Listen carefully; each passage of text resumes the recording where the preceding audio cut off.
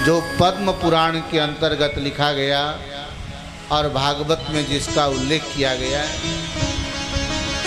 7 दिनों में भागवत के अंदर 18,000 श्लोक है। एक दिन में यदि आप 1,000 श्लोक भी सुनना चाहोगे कथा के माध्यम से, तो 7 दिनों में केवल 7,000 ही श्लोक हो पाएंगे। इसी के लिए मूल पाठ करने के लिए ब्राह्मण बैठाए गए, यहाँ कथा करेंगे या श्लोक सुनेंगे। इसलिए जो मुख्य श्लोक होता है उसी का हम उल्लेख करते हैं। बाकी शुरू से अंत तक पूरे श्लोक को पढ़ाने के लिए ही ब्राह्मण मूल पाठ में बैठ गए। सूत जी बोलते हैं शौनक आदि ऋषियों से, इस कलयुग में यदि आत्म कल्याण करने की इच्छा जो रखते हो, भगवान कृष्ण को जो प्राप्त करना चाहते हैं, उन्हें श्रीमद् भागवत महापुराण श्रवण करना चाहिए। जैसा कि राजा परीक्षित ने अपने कल्याण के लिए सुखदेव जी के मुखार बिंद से ये भागवत श्रवण किया था। परीक्षिते कथां वक्तुं सभायां संस्थिते शुके, सुधा कुंभं गृहीत्वैव देवास्तत्र समागमन्। स्वर्ग में देवता लोग आपस में राग द्वेष में पड़े रहते हैं, उनको सत्संग करने को मौका नहीं मिलता और वहाँ कोई सत्संग कराने वाला भी नहीं। ये संभव तो मृत्यु लोक में ही है। मृत्यु लोक में भी भारतवर्ष में संभव है, और भारतवर्ष में भी दिल्ली के बगल में नोएडा, जो गौतम बुद्ध नगर जिला, निठारी गांव और नर्मदेश्वर महादेव मंदिर के प्रांगण, यहाँ बैठ कर के जो आपने सत्संग करने का समय निकाला है, ये भगवान कृष्ण की कृपा का फल है। नहीं तो ऐसा मौका निकालना बहुत मुश्किल होता है। देवता लोगों को जब मालूम पड़ा कि भागवत सप्ताह का श्रवण हो रहा है, कथा चल रही है, सुखदेव जी परीक्षित जी को कथा सुनाने जा रहे हैं, उस समय देवता लोग अमृत से भरा हुआ कलश लेकर उस कथा के सभा में पहुँचे। सुखदेव जी से जब उन्होंने निवेदन किया, ये अमृत के कलश ले लीजिए और इसके बदले में हमें भागवत रूपी अमृत का रसपान कराइए। यहाँ एक शंका होती है कि देवताओं का अमृत और भागवत के अमृत में अंतर है क्या? बोले हाँ, बहुत अंतर है। देवताओं के अमृत से आप कुछ वर्षों तक सुखी रह सकते हैं, लेकिन बाद में फिर जन्म मरण के चक्कर में पड़ना पड़ेगा। लेकिन भागवत रूपी अमृत को जो एक बार पी लेता है, उसका जन्म मरण का चक्कर हमेशा हमेशा के लिए खत्म हो जाता है। बोलिए भागवत महापुराण की। जिस समय अमृत कलश लेकर देवताओं ने निवेदन किया सुखदेव जी से, सुखदेव जी ने उनका उपहास किया, उनकी हंसी उड़ाते हुए कहा, क्व सुधा क्व कथा लोके क्व काच क्व मणिर्महान ब्रह्मरातो विचार्यैवं तदा देवान् जहास। आज यदि इस कथा को कोई सुने, जो लोग भागवत कथा के माध्यम से धन उपार्जन करना चाहते हैं अथवा पेट पालने के लिए ही भागवत कथा आदि करते हैं, उन्हें सावधान हो जाना चाहिए। सुखदेव जी बोलते हैं इस भागवत रूपी अमृत का व्यापार नहीं हो सकता, इसका कोई व्यापार नहीं कर सकता। भाई हीरा जैसे चमकता है वैसे कांच भी चमकता है, लेकिन कांच की कीमत हीरे की तरह नहीं हो सकती। हीरा हीरा रहेगा, कांच कांच रहेगा, दोनों की तुलना कभी नहीं की जा सकती। ठीक इसी प्रकार से तुम्हारे अमृत तुम्हें ही मुनासिब हो, ये अमृत तुम ले नहीं सकते। इस अमृत को प्राप्त करने के लिए अपने दिमाग से व्यापार वाली बुद्धि निकाल दो। देवताओं ने सोचा कि हमारा अमृत श्रेष्ठ होगा, इसलिए इसके बदले में हमें भागवत रूपी अमृत मिल जाएगा। जो पैसे के बल पे भगवान कृष्ण को खरीदना चाहे, कथा व्यास को खरीदना चाहे, ये बहुत बड़ी भूल करते हैं। हमें आत्म कल्याण के लिए भागवत सुनना चाहिए। कोई एक कागज के नोट से खरीदने की कोशिश करे, ये उसकी बड़ी भूल है। अभक्तांस्तांश्च विज्ञाय न ददौ स कथामृतम् श्रीमद्भागवती वार्ता देवानामपि दुर्लभा। इसलिए ये जो श्रीमद् भागवत की जो कथा है देवताओं के लिए भी बहुत दुर्लभ है। तो हम मनुष्य कितने भाग्यशाली हैं कि इस समय हमें इस कलयुग में भागवत कथा सुनने को मिल रही है। जिस समय सभी साधनों को एक तराजू पर तौल के रखा और भागवत शास्त्र को एक तरफ रखा, तो भागवत शास्त्र का पलड़ा भारी हो गया और सारे साधन हल्के हो गए। इससे भी मालूम पड़ता है भागवत की महिमा बहुत बड़ी है। ये भागवत कोई कागज नहीं है, ये भागवत कोई पुस्तक नहीं है, भगवान श्री कृष्ण की वांगमयी मूर्ति है। आज जिस भागवत को मस्तक पर सिर पर रख करके पूरे निठारी गांव में हम लोगों ने शोभा यात्रा की, आज वो भागवत नहीं, भगवान श्री कृष्ण ने पूरे निठारी गांव के भक्तों को देखा और उनको निमंत्रण दिया है कि तुम लोग मेरे चरित्र सुनने के लिए, मेरी कथा सुनने के लिए जरूर आना। भगवान ने आपके घर में जाकर के आपको निमंत्रण दे दिया। अब आना न आना आपकी मर्जी है। जो आत्म कल्याण चाहते हैं और जिनको भगवान कृष्ण के प्रति प्रेम होगा वह जरूर इस मंदिर में आएंगे, इस कथा में आएंगे, हमें विश्वास है। क्योंकि भागवत को मस्तक पर लेकर हम लोग गए थे, कोई व्यक्तिगत रूप से आपके घर में आपके दरवाजे के बाहर नहीं आया। आज भागवत के रूप में भगवान श्री कृष्ण स्वयं आपके घर आए थे।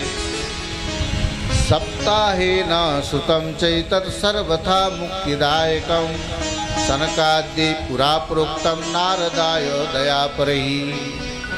नारद जी के ऊपर दया करते हुए जो सनक सनंदन सनातन सनत कुमार आपस में कथा सुनते हैं, 3 श्रोता बनते हैं और एक वक्ता बन जाते हैं। जब वो बोलते बोलते थक जाते हैं तो फिर दूसरे वक्ता बनते हैं और बाकी फिर 3 श्रोता बन जाते हैं। ऐसे चारों में बारी बारी से श्रोता वक्ता बनते हुए हमेशा भगवान की कथा सुनते और सुनाते हैं। जीवन ऐसा ही होना चाहिए हम लोगों का भी। शास्त्रों में कहा है कि सब एक दूसरे को देख रहे कि ये चुगलखोरी करता है। हमें अपने गिरेबान में झांकना चाहिए कि हम क्या करते हैं। दूसरे को ठीक करने का ठेका हमने नहीं लिया है। अपने आप को संभाल लो, अपना जीवन संवार लो, इसी में बुद्धिमत्ता है। किसने क्या किया, किसने क्या बोला, उस चक्कर में कभी मत पड़ना। इस दुनिया को भगवान नहीं ठीक कर सके तो हम और आप कहाँ से इसको ठीक कर सकते हैं। लेकिन हम लोगों की आदत है, फलां ये बोलता है, फलां ये कहता है, इसी बात में पूरी जिंदगी निकल जाती है जिसमें कोई सार नहीं, कोई रहस्य नहीं। हम स्वयं क्या करते हैं ये देखो। मंदिर बन गया, आओ पूजा करो, दर्शन करो। ये उसका मंदिर है, ये इसका मंदिर है, हम क्यों जाएं। ऐसे अहंकार को रखने से जीवन में कभी भलाई नहीं होने वाली। लोक विग्रह मुक्तस्य नारदस्य स्थिरस्य च विधिश्रवे कुत प्रीत संयोग कुत्र तैष। नारद जी ने सनत कुमारों के मुखारबिंद से भागवत सप्ताह पूर्वक भागवत की कथा सुनी। शौनक जी को बड़ा आश्चर्य हुआ, क्योंकि नारद जी तो हमेशा महती वीणा बजाते हुए नारायण नारायण करते हुए कभी भी एक जगह रुकते नहीं हैं। तो 7 दिनों तक लगातार बैठ करके कैसे कथा सुनी होगी, ये बड़े आश्चर्य की बात है। कृपा करके हमें बताइए। तब सूत जी ने कहा, एक बार की बात है, विशालापुरी बद्रीनाथ के पास जहाँ सनत कुमार आदि विराजमान थे, नारद जी की भेंट वहीं पर हुई। नारद जी पूरे संसार में घूमते हुए जब विशालापुरी बद्रीनाथ पहुँचते हैं, सनत कुमारों के साथ जब उनका समागम होता है, उस समय की ये बात है। जब नारद जी वहाँ पहुँचे, सनत कुमारों ने नारद जी का चेहरा उदास देखा तो उन्होंने पूछा, नारद आप तो हमेशा भगवान का भजन करते हैं, आपको भी कोई दुख आ गया हो, ये हमें समझ में नहीं आता, किस कारण से आपका चेहरा उदास हो गया, कृपा करके बताइए। इदानीम शून्य चित्तो से गत वित्तो यथा जना, जैसे किसी का धन कोई अपहरण कर लेवे, कोई धन चुरा लेवे, जैसा उस व्यक्ति का बुरा हाल होता है, वैसी हालत आपकी दिख रही है, इसलिए आप बताइए कि ऐसी स्थिति को क्यों प्राप्त हुए। नारद जी ने अपना दुखड़ा सनत कुमारों को सुनाया।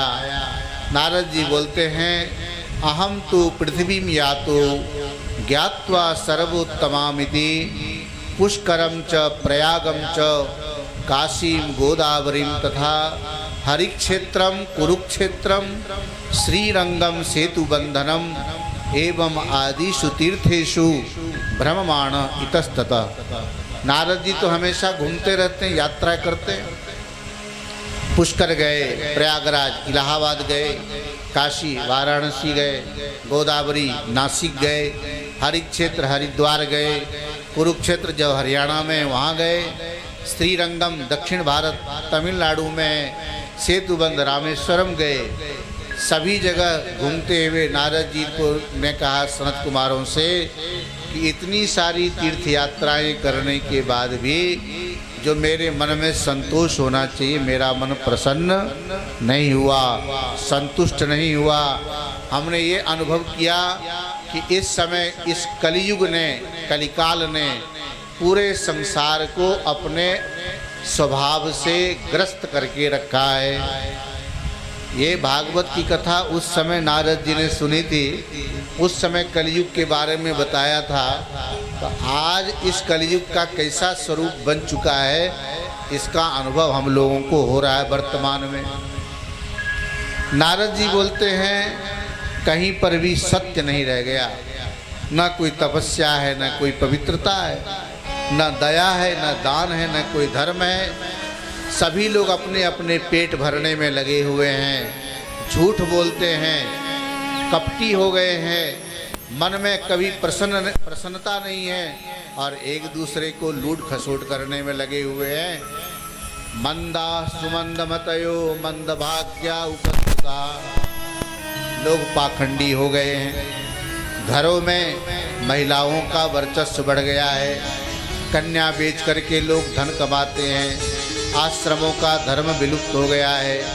ना योगी नैव सिद्धो वा, ना कोई योगी है, न सिद्ध है, न कोई ज्ञानी है। इस समय कलियुग रूपी दावा नल में सब दग्ध हो रहे हैं, जल रहे हैं। ऐसा कोई साधन नहीं बचा जिसके आश्रय लेकर परमात्मा को प्राप्त किया जा सके। अट्टशूला जनपदा शिवशूला द्विजातय कामिन्यः केशशूलिन्यः संभवन्ति कलाभिः। ये कलियुग में हो रहा है।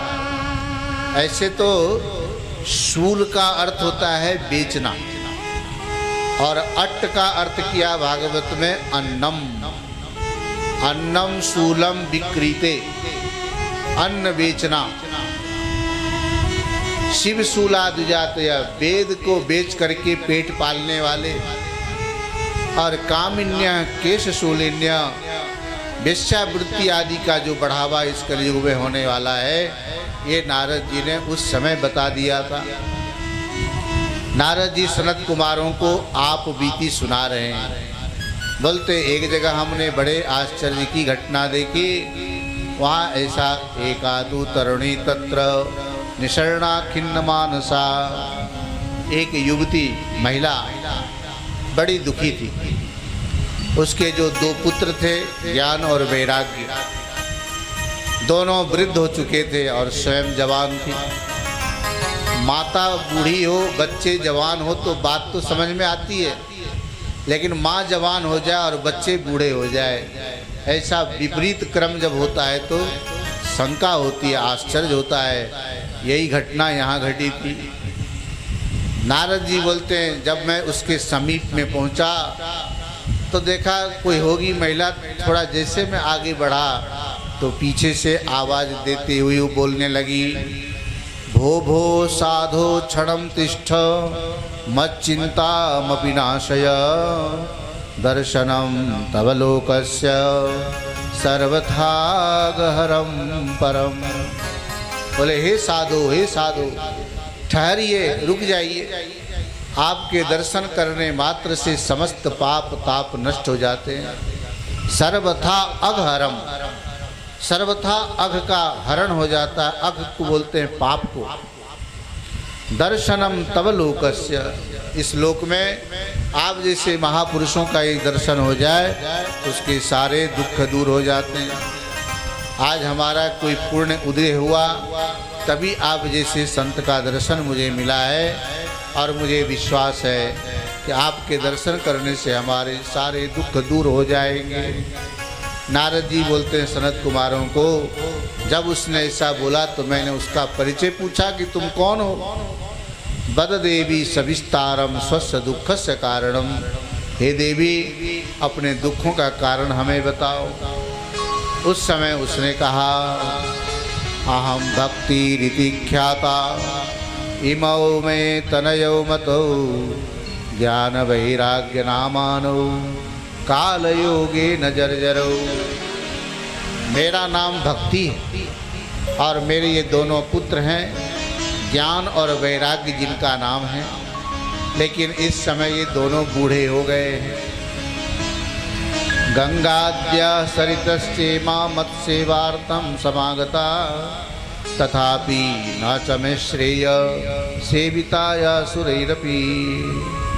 ये देवियाँ जो उस समय भक्ति की सेवा में लगी हुई थी, का ये गंगा आदि नदियाँ हैं, ये सब मेरी सेवा में आई हुई है, लेकिन इनके द्वारा सेवा किए जाने पर भी जो मुझे शांति मिलनी चाहिए, मेरे मन में कोई शांति नहीं है। भक्ति की उत्पत्ति कहाँ हुई? तो यहाँ भक्ति ने अपना परिचय देते हुए कहा, उत्पन्ना द्राविड़े साहम वृद्धिम कर्नाटके गता क्वचित क्वचिन महाराष्ट्रे गुर्जरे जीर्णताम गता। भक्ति की उत्पत्ति हुई है द्रविड़ देश, तमिलनाडु। आज भी आप तमिलनाडु जाओ, चेन्नई की तरफ, भक्ति का बड़ा प्रचार प्रसार है वहाँ पर।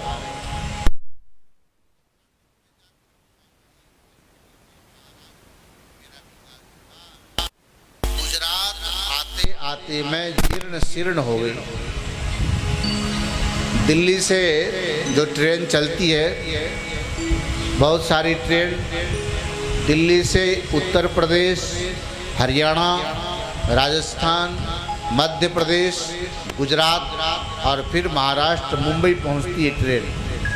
ट्रेन में जब अनाउंसमेंट करते हैं, आपको उसमें सुनने को मिलेगा कि ये दिल्ली से चलकर किन किन प्रांतों में होती हुई ट्रेन मुंबई पहुंचेगी, और जब मुंबई से दिल्ली के लिए चलती है उस समय में भी पूरी सूचना दी जाती है। आज भी उस भक्ति का जैसा स्वरूप यहाँ बताया वैसा ही दिखाई देता है। गुजरात में भगवान को मानने वाले बहुत से लोग हैं। द्वारकाधीश गुजरात में है। डाकोर जी का नाम सुना होगा, बहुत प्रसिद्ध है, द्वारकाधीशी हैं वो भी। एक बोडाना भगत था, उसके भक्ति के प्रभाव से द्वारकाधीश वहाँ चले आए। जो डाकोर में रहने से उनको डाकोर ठाकुर बोलते हैं, और बहुत प्रसिद्ध है। हर पूर्णिमा को वहाँ बहुत भीड़ होती है। गुजरात में लोग वहाँ बहुत दर्शन करने के लिए जाते हैं। क्वचित क्वचित महाराष्ट्रे गुर्जरे जीर्णताम गता। भक्ति ने कहा कि ऐसा जो मेरा स्वरूप था, जब मैं गुजरात में जीर्ण शीर्ण हो गई, जैसे ही वृंदावन में आई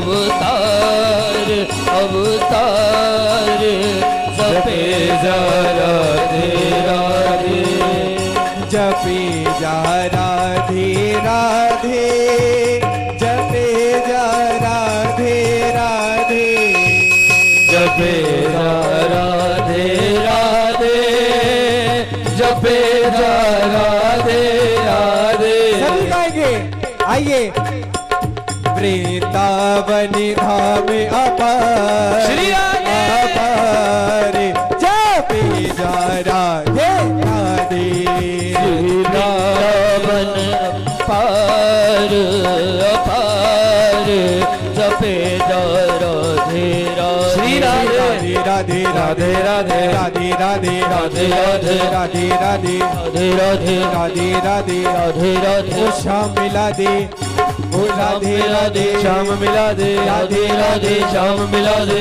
की प्यारी राधे राधे भक्तों की प्यारी राधे राधे हमारी राधे राधे राधे हमारो धन राधा श्री राधा श्री राधा हमारो धन राधा श्री राधा श्री राधा मोहन की प्यारी राधा राधा राधा राधा राधा मोहन की प्यारी राधा राधा राधा राधा राधा मोहन की प्यारी राधा राधा राधा राधा राधा मोहन की प्यारी राधा राधा राधा राधा राधा हमारो धन राधा श्री राधा श्री राधा श्री राधा धन राधा श्री राधा श्री राधा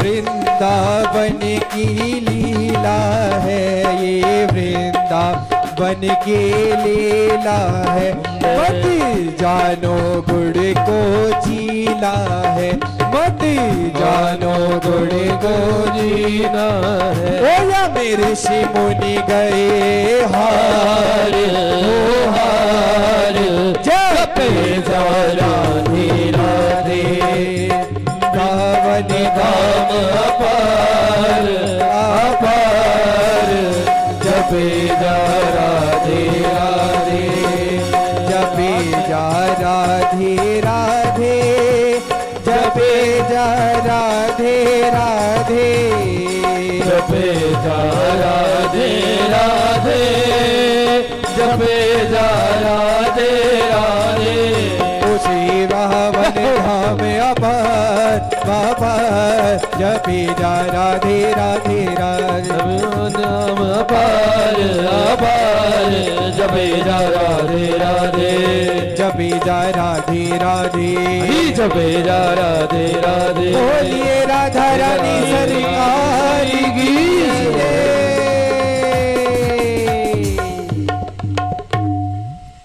बोलिए सच्चिदानंद भगवान की जय। भजन गाते समय बढ़िया से ठुमका लगाने को मिले तभी आनंद है, नहीं? जय श्री राधे जय श्री राधे। इसलिए जब कथा में नींद आने लगे तो बता देना, इधर म्यूजिक बजेगा और आप अपनी नींद को भगा देना। जय श्री राधे। भक्ति ने अपना दुख नारद जी को सुनाते हुए कहा कि ऐसे वृंदावन धाम को प्राप्त करके मैं तो जवान हो गई, लेकिन हमारी ये दोनों बच्चे ज्ञान और वैराग्य बूढ़े ही रह गए। परिवर्तन हुआ तो ज्ञान और वैराग्य क्यों नहीं जवान हुए? इसलिए मुझे इस बात का आश्चर्य हो रहा है। त्रयाणाम सहचारित्वात् वैपरीत्यम कुतस्थितम घटते जरठा माता तरुणौ तनयौ इति। नारद जी ने भक्ति का जब दुख सुना, उसके जो घटना घटी थी उसके साथ नारद जी को भी बड़ा आश्चर्य हुआ। ज्ञानेन आत्मनि पश्यामि, नारद जी ने ध्यान लगा करके देखा तो भक्ति से कहने लगे न विषादस्तया कार्यो हरिशं ते करिष्यति। अब तुम्हें खेद करने की ज़रूरत नहीं है, तुम्हें विषाद नहीं करना चाहिए। मुझे पूर्ण विश्वास है तुम्हारे दुख को भगवान श्री कृष्ण जरूर दूर करेंगे। ये जो युग चल रहा है कलयुग, इस युग में सदाचार लुप्त हो चुका है। योग मार्ग, तपो मार्ग सब नष्ट हो चुके हैं। दिन रात लोग पाप कर्म में लगे हुए हैं और इसी का परिणाम है कि इस समय तुम्हारी ये दुर्अवस्था हुई। इस समय तो सबसे बड़े बुद्धिमान व्यक्ति वही है जो धैर्य धारण करके रहता हो। इस कलयुग में धैर्य धारण करके रखने वाले लोग बहुत कम मिलते हैं। और मैंने जैसा अनुभव किया अभी अपने इस अवस्था तक, सुनने वाले कम हैं लोग और सुनाने वाले ज़्यादा हैं। एक जगह हमने पढ़ा था कि क्रोध करने के लिए ज़्यादा ताकत नहीं लगानी पड़ती, लेकिन क्रोध आने के बाद उसको रोकने के लिए बहुत ताकत लगानी पड़ती है। क्रोध प्रकट करना आसान है, लेकिन प्रकट होने के बाद उसको रोक के रखना ये बहुत कठिन है। इसलिए आप लोग जो ये भागवत सुनते हो, क्या कारण है कि इतने कथा प्रवचन पूरे भारतवर्ष में जगह जगह होते रहते हैं, फिर भी लोगों में जो बदलाव आना चाहिए, जो परिणाम दिखना चाहिए, वो दिखाई नहीं देता। क्योंकि हम लोग कभी विचार नहीं करते, आत्मचिंतन नहीं करते। हमें लगता है कि सामने वाले ने यदि एक गाली दी है, जब तक उसको हम 10 गाली पलट करके न दे दें, तब तक हमारा मन शांत नहीं होता। इसलिए धैर्य धारण करना बहुत ज़रूरी है। हर बात का जवाब देना कोई ज़रूरी नहीं होता। क्रोध आप प्रकट करते हुए भी कोई बड़ी बात नहीं है। क्रोध एक हमारा स्वभाव है, लेकिन उसको दबा करके रखना, उसको प्रकट ना होने देना, यही सबसे बड़ा तप है, यही सबसे बड़ी तपस्या है। आप बाकी चीज़ें करते हो, बहुत अच्छी बात है, लेकिन हमारे दिन भर में जो आचरण होता है, यही मूल कारण है घर समाज में अशांति को फैलाना। जिस दिन हम लोग इस बात को समझ लेंगे, तो मुझे ये विश्वास है कि आधी समस्या अपने आप दूर हो जाएगी। कोई किसी को सुनने को तैयार है ही नहीं। 3 आदमी हो, तीनों बोलने लग जाए तो हल्ला होने लगता है। 3 में 1 बोले 2 सुने, ना तो कोई आवाज़ आएगी और समस्या का समाधान भी हो जाएगा। लेकिन जब तीनों बोलते हैं, समस्या का समाधान न होकर एक और समस्या पैदा हो जाती है। न त्वाम अपि सुतै साकं कोपि पश्यति साम्प्रतं उपेक्षितानुरागान्धैर्जर्जरत्वेन संकिता। ये वृंदावन की महिमा है, जिसके संयोग से तुम जवान हो गई, लेकिन तुम्हारे ये जो दोनों बेटे हैं ना, ज्ञान और वैराग्य, इसके कोई ग्राहक नहीं है इस कलयुग में। ना तो किसी को ज्ञान की आवश्यकता है और ना तो वैराग्य की आवश्यकता है। ज्ञान और वैराग्य तो केवल बोलने के लिए रह गया, किसी के जीवन में दिखाई नहीं देता। कथम परीक्षिता राज्ञा स्थापितो ह्य शुचि कली प्रवृत्ते तु कलौ सर्व सारः कुत्र गतो महान। भक्ति को बड़ा आश्चर्य हुआ। नारद जी से कहने लगी कि इस राजा परीक्षित ने सब कुछ तो ठीक कर दिया, फिर कलयुग को क्यों छोड़ दिया? उसको भी दंड दे देते, उसको समाप्त कर देते। न रहे बांस न बजे बांसुरी, न ये कलयुग रहता, न ऐसा वातावरण दिखाई देता।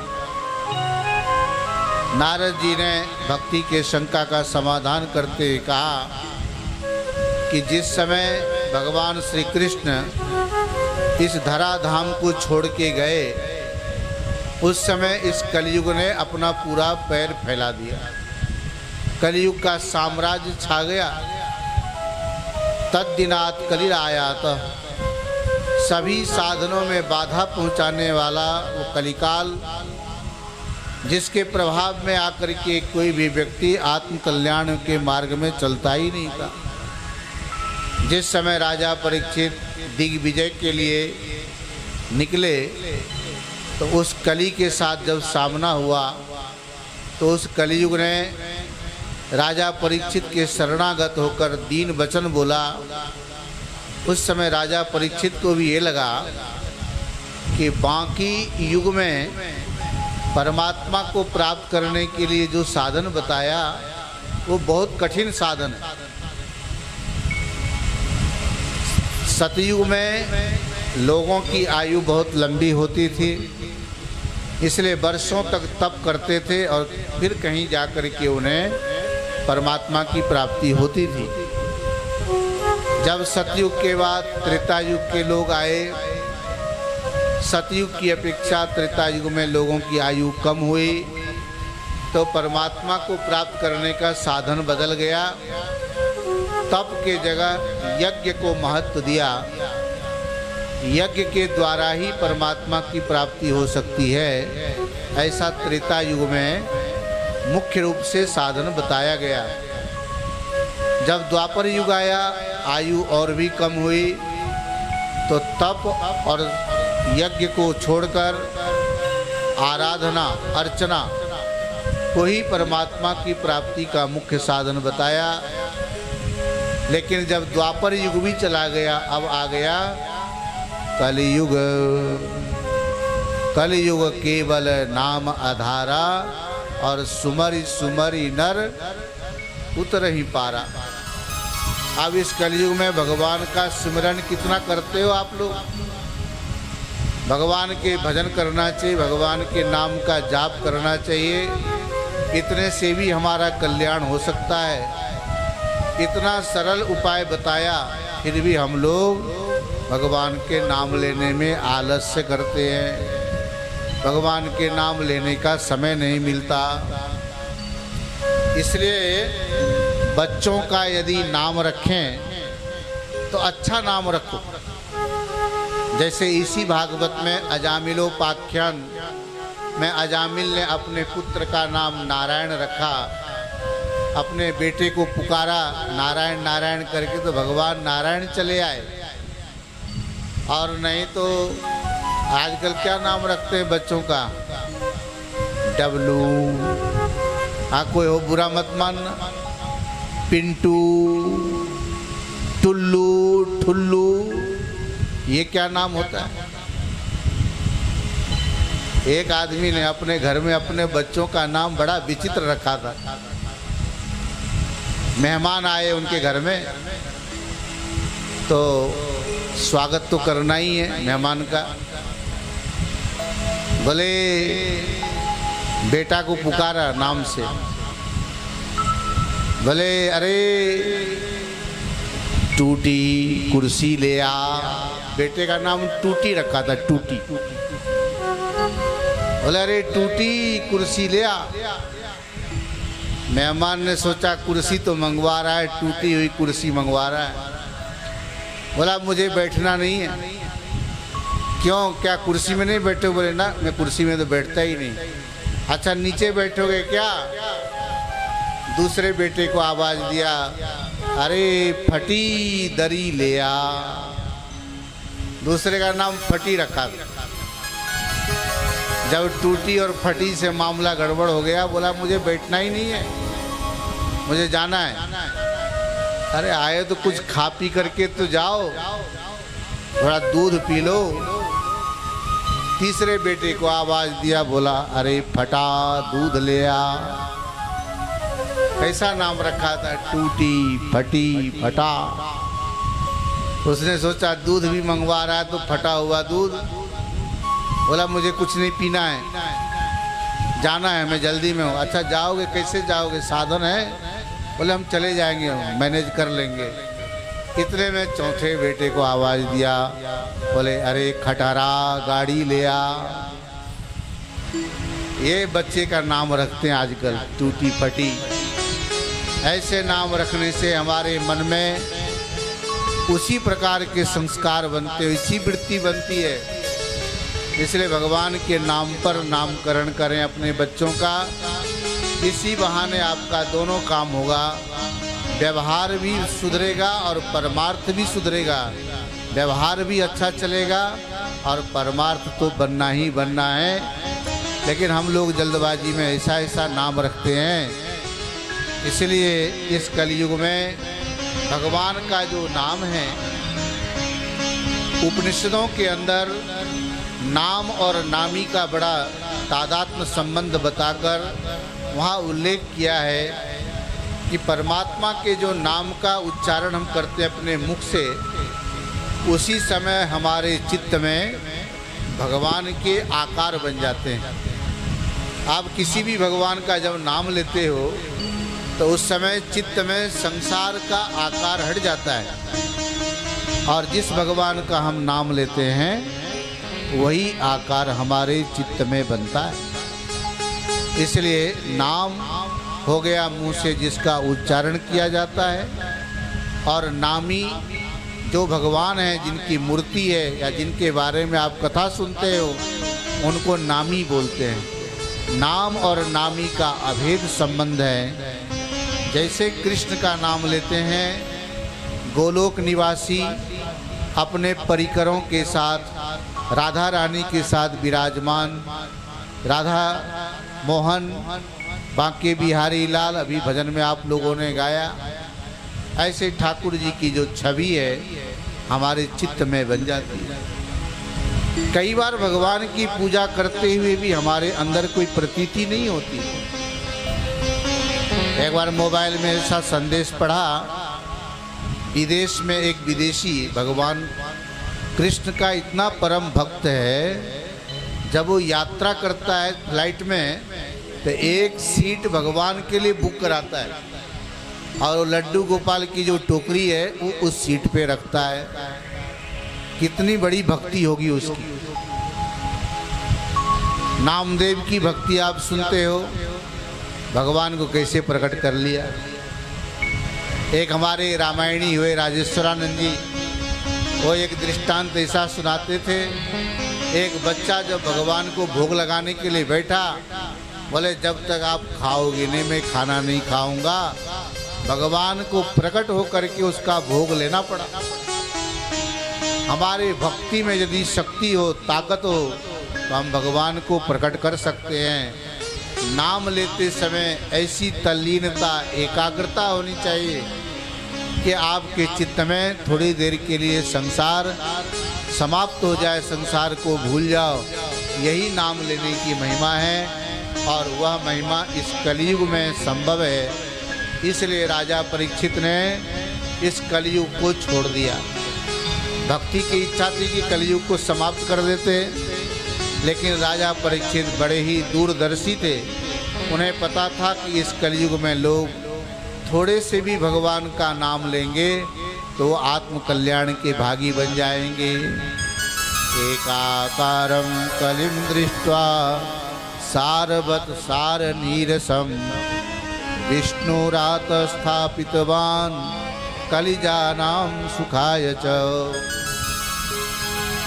विप्रेर्भागवते वार्ता गेहे गेहे जने जने कारिता कणलोभेन कथा सारस्ततो गतः। विद्वान लोग भगवान की कथा तो करेंगे, लेकिन उस कथा के पीछे धन कमाने के उद्देश्य होने के कारण कथा का सार समाप्त हो जाएगा। इस घोर कलिकाल में लोग तीर्थ यात्रा तो करेंगे, लेकिन मन में भाव न होने के कारण तीर्थों का सार जा चुका है। काम क्रोध लोभ मोह तृष्णा से व्याकुल है चित्त। ऐसे लोग कोई तप भी नहीं कर सकते, और इन सब के होते हुए तपस्या करेंगे भी तो उसका कोई फल नहीं मिलने वाला। मनसश्चा जया लोभात् दम्भात् पाखंड संश्रयात् शास्त्रानभ्यसनाच्चैव शास्त्र अनभ्यसनाच्चैव ध्यान योग फलम गतम। मन पर काबू न होने के कारण लोभ, दंभ, पाखंड इन सब के आश्रय लेने के कारण लोग शास्त्रों का अभ्यास नहीं कर पाएंगे। और ये आज के युग में देखने को मिल रहा है। बातें बहुत बढ़ चढ़ करके लोग बोलते हैं, शास्त्रों का अध्ययन नहीं करेंगे, शास्त्रों को पढ़ने का समय नहीं है। जिसको भी देखो दिन रात मोबाइल में लगे हैं, उनको कहो विष्णु सहस्त्रनाम का पाठ कर लो, ललिता सहस्त्रनाम का पाठ कर लो, गीता का पाठ करो। बोले महाराज समय नहीं मिलता है। इस कलयुग में लोग कैसे कैसे होंगे। पंडितास्तु कलत्रेण रमन्ते महिषाइव पुत्रस्योत्पादने दक्षा अदक्षा मुक्ति साधने। बड़े विद्वान होंगे, शास्त्रों का ज्ञान होगा भी, उनका आचरण तो ऐसा ही होगा, मुक्ति के लिए प्रयास नहीं करेंगे, लेकिन जीवन में सुख मिले इसके लिए दिन रात लगे रहेंगे। इसलिए संप्रदाय पूर्वक वैष्णव बने हुए लोग भी नाम के वैष्णव होंगे, उनके जीवन में आचरण वैष्णव जैसा नहीं दिखाई देगा। ये सब किसके कारण? ये युग धर्म है, कलयुग का ऐसा स्वभाव है, उसका ऐसा प्रभाव है। आजकल हम लोगों के अंदर ये संस्कार ऐसा जम के भर गया है। हमारा दुर्भाग्य तो तब बढ़ गया, सतयुग में होते हुए यदि तप किया होता, यदि सतयुग में नहीं सुधरे, त्रेता युग में कुछ कर लिया होता, वहाँ भी नहीं कुछ कर सके, द्वापर भी ऐसे निकल गया, अब आ गया कलयुग। अब कलयुग का सामना कर रहे हैं, फिर भी सुधरने का कोई नाम लेने वाला है नहीं। भगवान पुंडरीकाक्ष श्री कृष्ण ऐसे युग धर्म के अनुसार वृंदावन में रहते हुए भी नारद जी बोलते हैं कि हे भक्ति, यही कारण है कि इस कली के प्रभाव के कारण भगवान अपने समीप में रहते हुए भी लोगों के इस दुख को दूर नहीं कर सकते, क्योंकि ये युग धर्म है, युग का प्रभाव है। सूत जी बोलते हैं, ऐसी बात जब भक्ति ने सुनी नारद जी के मुख से, भक्ति कहने लगी नारद जी से,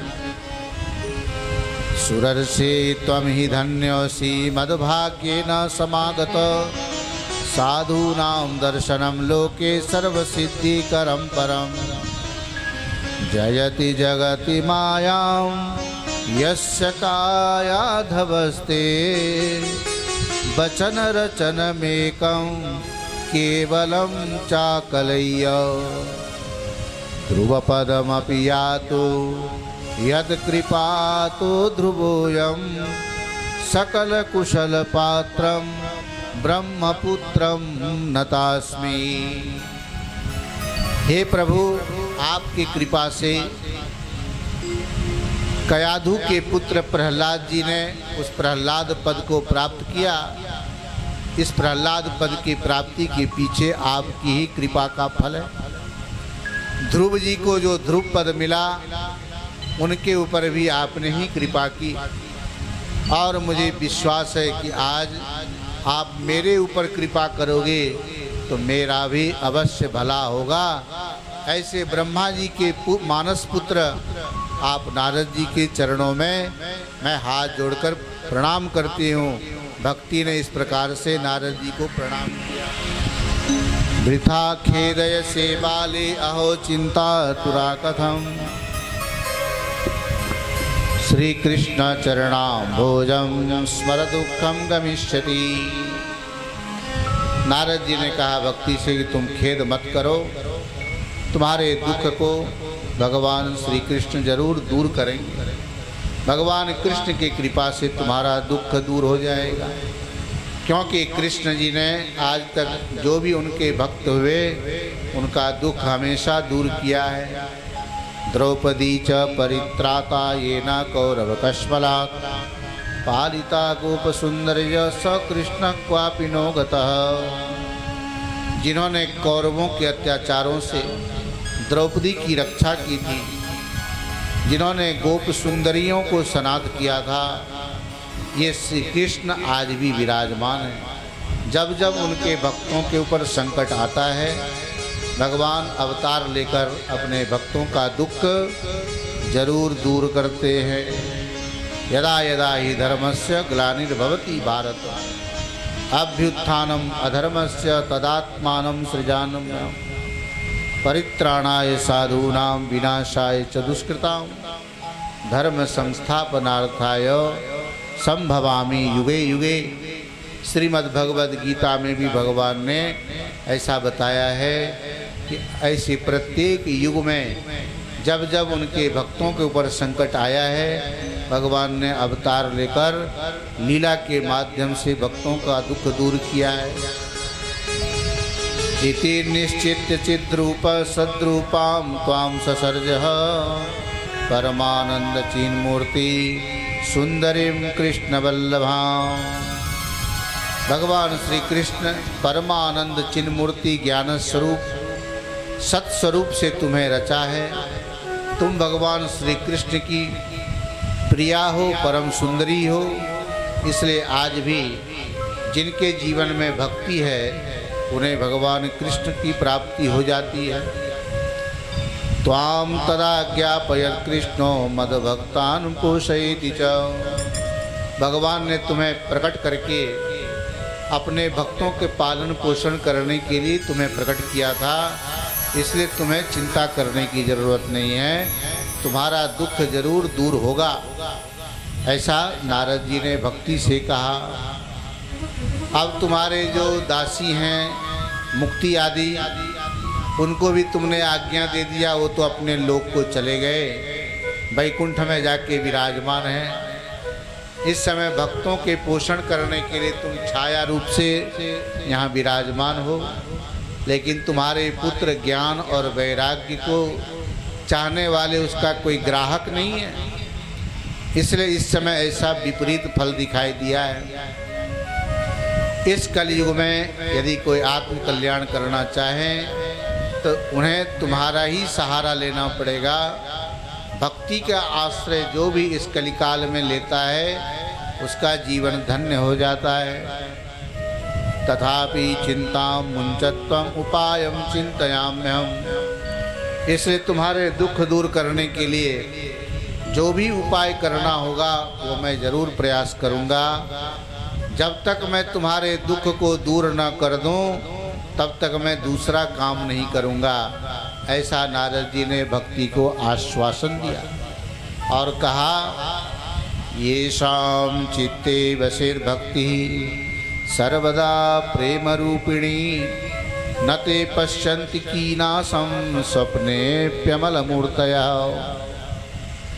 जिनके हृदय में निरंतर प्रेम रूपिणी भक्ति निवास करती है, ऐसे शुद्ध अंतःकरण वाले व्यक्ति को स्वप्न काल में भी यमराज नहीं देखते। आप लोगों को कभी यमराज का दर्शन हुआ है? कोई यमराज का दर्शन करना चाहता है? कोरोना काल में कई लोगों ने यमराज का दर्शन किया, लौट के आ गए। एक माताजी ने तो अपना अनुभव बताया, बोले हम जा चुके थे ऊपर। यमराज ने अपने यमदूतों से कहा, इस माताजी को अभी क्यों उठा के ले आए, अभी तो निठारी में भागवत होने वाली है, जब ये सुन लेगी उसके बाद ले आना। आप लोग चिंता मत करो, भागवत के बाद भी कुछ होने वाला नहीं है। जब तक हमारे प्रारब्ध शेष है, जब तक हमारी आयु है, कोई बाल बांका नहीं कर सकता। और जिस दिन आयु पूरी हो जाती है उस दिन कोई बचा भी नहीं सकता। भक्ति द्रोह कराये च ते सीदंती जगत्त्रये दुर्वासा दुःखमापन्न पुरा भक्त विनिंदक। भक्ति करने वाले जो भक्त होते हैं उनको यदि कोई सताए, भक्तों के साथ कोई विद्रोह करे, उसका भला कभी नहीं होता। दुर्वासा जी भगवान शंकर के अंश से उत्पन्न हुए, लेकिन जब भगवान के परम भक्त राजा अम्बरीश के साथ उन्होंने पंगा लिया तो कैसे दुखों का सामना करना पड़ा, ये कथा आप भागवत में ही सुनते हैं। अलम व्रतै अलम तीर्थै अलम योगै अलम मकै अलम ज्ञान कथा लापै भक्ति रे कई बमुक्तिदा। अरे बस करो बहुत हो गया। इस कलिकाल में व्रत करना, तीर्थ यात्रा करना, योग यज्ञ ज्ञान चर्चा, इन इतने सारे साधनों की कोई आवश्यकता नहीं है। यदि एक बार चित्त में भगवान के प्रति भक्ति उदित हो जाए, उसका जीवन सफल हो जाता है। जब भक्ति ने अपनी महिमा नारद जी के मुखारविंद से सुनी, सूत जी कहते शौनक आदि ऋषियों से, उसी समय भक्ति के सारे अंग पुष्ट हो गए और नारद जी के प्रति भक्ति कहने लगी। अहो नारद धन्योसी प्रीतिस्ते मयि निश्चला न कदाचिद विमुंचामी चित्ते स्थास्यामि सर्वदा। नारद जी आप धन्य हैं, आपके मुझ में भक्ति निश्चल है, प्रीति है, मैं सदा आपके हृदय में रहूँगी। आप बड़े कृपालु हैं, आपने क्षण भर में ही मेरा सारा दुख दूर कर दिया। इसलिए अब जो मेरे पुत्रों में जो चेतना नहीं आई है, आप इन्हें शीघ्र ही सचेत कर दीजिए। सूत जी बोलते हैं, जब भक्ति ने अपने पुत्रों के दुख दूर करने के लिए नारद जी से निवेदन किया, मुखम संयोज्य करणान्ते, नारद जी ने भक्ति के पुत्र ज्ञान और वैराग्य के कान में जाकर के वेद वेदांत घोषैश्च, वेदांत सुनाया, वेद के मंत्र सुनाए, गीता पाठ किया। इतने सब के बावजूद भी ज्ञान और वैराग्य के अंदर कोई चेतना नहीं आई। भगवत परितो प्राय शुष्क काष्ठ समांग गौ, सूखे लकड़ी की तरफ पड़े हुए थोड़े से आँख की पलक तो उठे और फिर से पलक गिर गई, आंखें बंद हो गई। इस प्रकार ज्ञान और वैराग्य को सोते हुए निश्चेष्ट अवस्था में जब देखते हैं नारद जी, उन्हें बड़ी चिंता होती है। अहो निद्रा कथम याति वृद्धत्वं च महत्तरम चिंतयन् इति गोविंदम स्मारयामास भार्गव।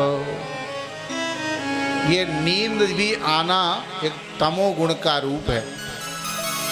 इसलिए कथा सुनते समय जैसे गाड़ी चलाने वाला ड्राइवर भर पेट खा के गाड़ी चलावे और दिल्ली से हरिद्वार के लिए चलेगा, मेरठ के आसपास ही कहीं खेत में डाल देगा, वो हरिद्वार नहीं पहुंचाएगा और ऊपर ही पहुंचा देगा सीधे, यदि ज़्यादा खा के गाड़ी चलाएगा। कथा में भी यही हाल है। यदि पेट में बढ़िया माल भर करके बैठोगे तो कभी पूरब कभी पश्चिम गिरोगे। फिर बोले महाराज ने क्या सुनाया मालूम नहीं पड़ा, बाबा की कथा में मज़ा नहीं आ रहा है। अरे ऊपर आगे पीछे लुढ़क रहे तो कम मज़ा आ रहा है क्या? मैं तो इस बात की मुझे खुशी होती कि मैं अपने कथा में अधिक से अधिक लोगों को सुला देता हूँ। जो नींद आपको दवाई खाने से भी नहीं आती, वो नींद आपको नर्मदेश्वर मंदिर में आती है। बोलिए नर्मदेश्वर भगवान की। एक कोई भजन सुनाओ।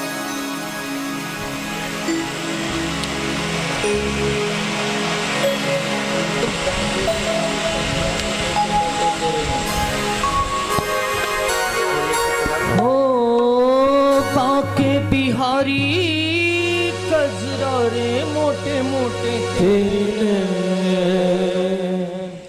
आइए ओ मोटे मोटे नैनन के तू और मीठे मीठे बैन के तू सांवरी सूरत के तू और प्यारी प्यारी मोहिनी मूरत के तू हो बाके बिहारी कजरारे मोटे मोटे तेरे नैन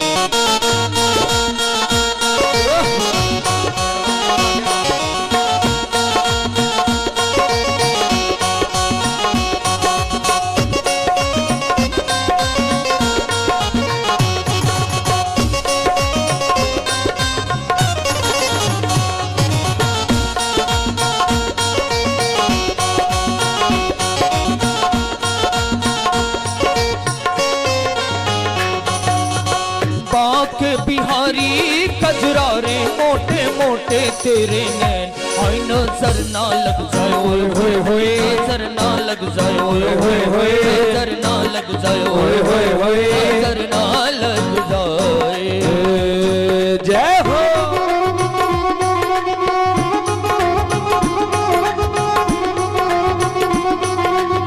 श्री राधे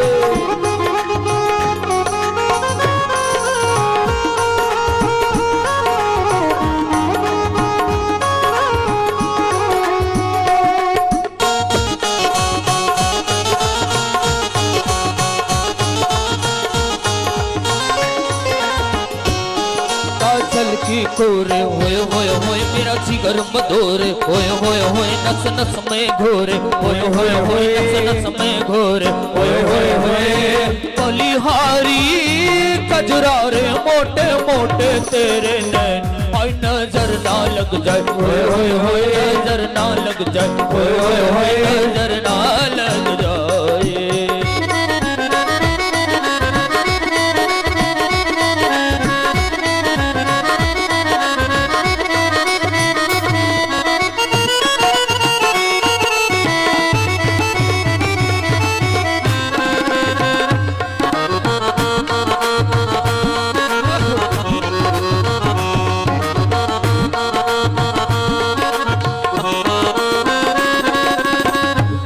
तेरी नजर है टेढ़ी होए होए होए तेरी नजर है टेढ़ी होए होए होए तेरी प्रीत है टेढ़ी होए होए होए तेरी प्रीत है टेढ़ी होए होए होए तेरी जीत है टेढ़ी होए होए होए तेरी जीत है टेढ़ी होए होए होए मैं तो हारी कजरारे मोटे मोटे तेरे हाय नजर ना लग जाए होए होए होए नजर ना लग जाए होए होए होए नजर ना लग जाए होए होए होए नजर ना लग जाए राधे इन लोगों ने इन लोगों ने इन लोगों ने इन लोगों ने इन लोगों ने लूटा है मेरा सावरा सलोना इन लोगों ने लूटा है मेरा सावरा सलोना इन लोगों ने लूटा है मेरा सावरा सलोना इन लोगों ने लूटा है मेरा सावरा सलोना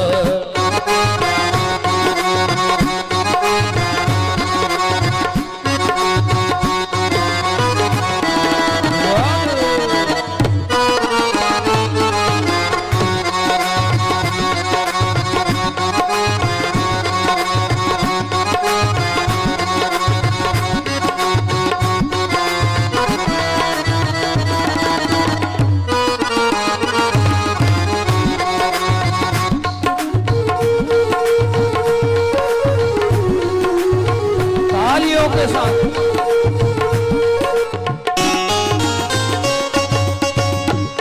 तेरे मुकुट की अटकन होए होए होए तेरे मुकुट की लटकन होए होए होए तेरे अधर की मुस्कान होए होए होए तेरे अधर की मुस्कान होए होए होए गिरवह की मटकन होए होए होए गिरवह की मटकन होए होए होए बलिहारी कजरारे मोटे मोटे तेरे नैन हाय नजर ना लग जाए होए होए होए नजर ना लग जाए होए होए होए नजर ना लग जाए बाके बिहारी कजरारे मोटे मोटे तेरे नैन हाय नजर ना लग जाए, ना लग जाए, होए होए होए नजर ना लग जाए। जय हो।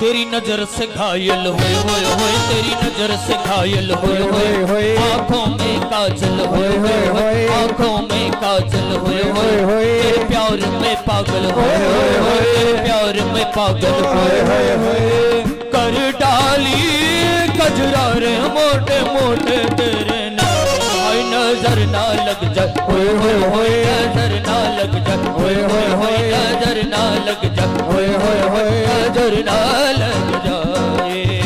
पाके बिहारी कजरा रे मोटे मोटे तेरे हाय नजर ना लग जाए, होए होए होए नजर ना लग जाए, होए होए होए नजर ना लग जाए, होए होए होए छाप तिलक सब छीनी रे मोसे नैना मिलाई के, छाप तिलक सब छीनी रे मोसे नैना मिलाए, हो नैना मिलाई के, नैनों में आई के, नैना मिलाई के, नैना मिलाई के, नैना मिलाई के, सपनों में आई के, नैना मिलाई के, सपनों में आई के, छाप तिलक सब छीनी रे मोसे नैना मिलाई के, छाप तिलक सब छीनी रे मोसे नैना मिलाई, मोसे नैना नैना नैना मोसे नैना नैना नैना मोसे नैना नैना नैना मोसे नैना, मोसे नैना नैना नैना मोसे नैना नैना नैना मोसे नैना नैना नैना नैना नैना, ओ मोसे नैना नैना नैना मोसे नैना नैना नैना मोसे नैना नैना नैना मोसे नैना, मोसे नैना नैना नैना मोसे नैना नैना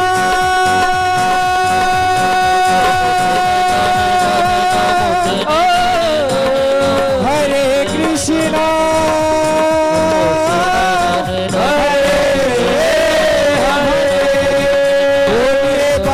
बिहारी लाल की जय। सच्चिदानंद भगवान की जय। भक्ति के कष्ट को दूर करने के लिए नारद जी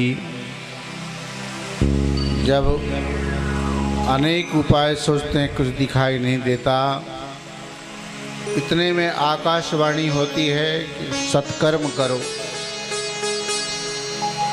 उस सत्कर्म के बारे में नारद जी ने अनेक ऋषि मुनियों से पूछा, लेकिन किसी ने कुछ बताया, किसी ने कुछ बताया, यहाँ तक कि कुछ ने तो मना भी कर दिया कि हमें पता नहीं ये सत्कर्म क्या है। तब नारद जी वही विशालापुरी बद्रीनाथ में सनत कुमारों से जब मिलते हैं और पूछते हैं कि ये सत्कर्म क्या है, तब सनत कुमारों ने कहा कि भागवत सप्ताह की कथा सुनना ही यही सत्कर्म है और इसी से ज्ञान और वैराग्य को पुष्टि मिलेगी और भक्ति की स्थापना होगी, जिसके लिए नारद जी ने 7 दिनों तक लगातार सनत कुमारों के मुखारविंद से भागवत सप्ताह श्रवण किया था। ये भागवत के महात्म्य में बताया गया। यदा कृष्णो धराम त्यक्त्वा परिश्रुत्वापि उद्धवो वाक्यमब्रवीत्।